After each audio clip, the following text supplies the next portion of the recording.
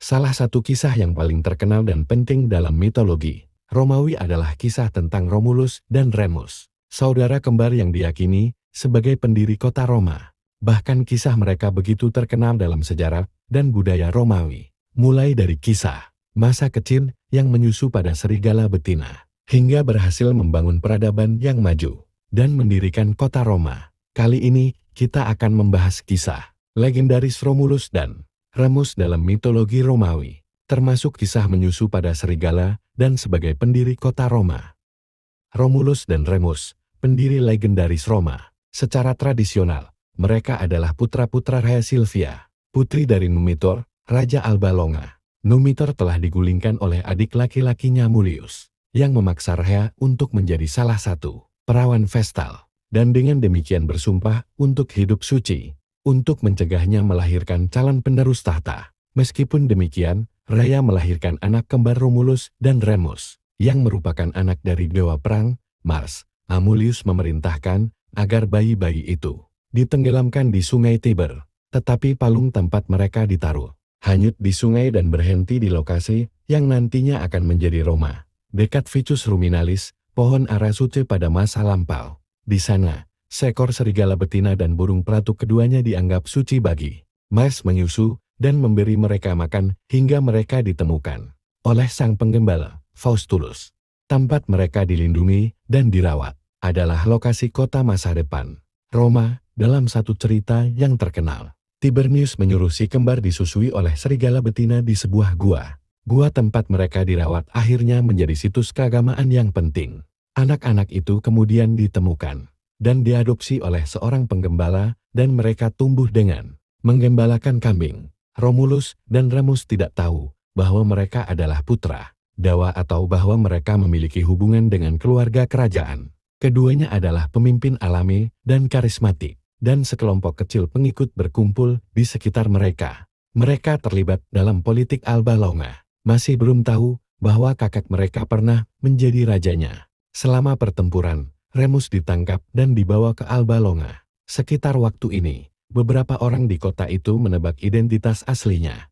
Romulus dan Remus segera mengetahui identitas asli mereka. Romulus bergabung dengan kakeknya, dan ia membunuh Raja Amulius. Ia juga menyelamatkan saudaranya dan mengembalikan kakek mereka ke tahtanya. Dalam beberapa catatan, Romulus menolak tahta karena ia percaya bahwa ia ditakdirkan untuk mendirikan sebuah kota besar. Si kembar kemudian berusaha untuk mendirikan kota mereka, yang akan mereka kuasai bersama. Apa yang menyebabkan konflik?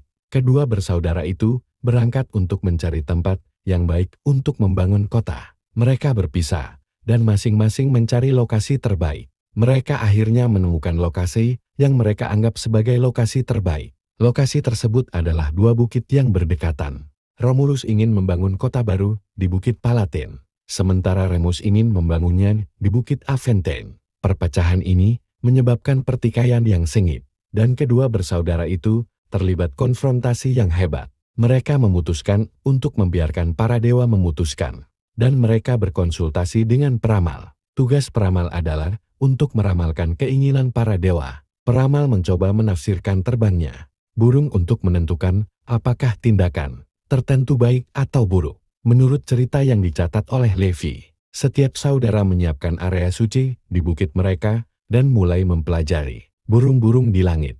Ramalan itu menetapkan bahwa saudara yang melihat burung terbanyak telah memperoleh dukungan untuk rencana mereka dari para dewa. Remus melaporkan bahwa ia melihat 6 burung, dan Romulus membalas bahwa ia melihat selusin burung. Romulus mengklaim bahwa lokasi yang diusulkannya adalah yang terbaik. Saudaranya tidak setuju, dan ia mengklaim bahwa ia melihat burung-burung itu terlebih dahulu dan bahwa ia telah menerima persetujuan dari para dewa. Terjadilah pertikaian, dan kedua bersaudara itu mulai bertengkar. Begitu pula para pengikut mereka masing-masing.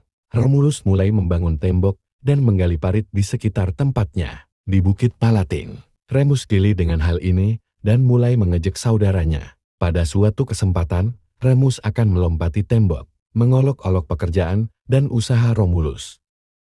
Ketika Romulus membangun tembok kota, Remus melompati tembok itu dan dibunuh oleh saudaranya. Romulus mengkonsolidasikan kekuasaannya dan kota itu dinamai menurut namanya. Dia meningkatkan populasinya dengan menawarkan suaka kepada para buronan dan orang buangan.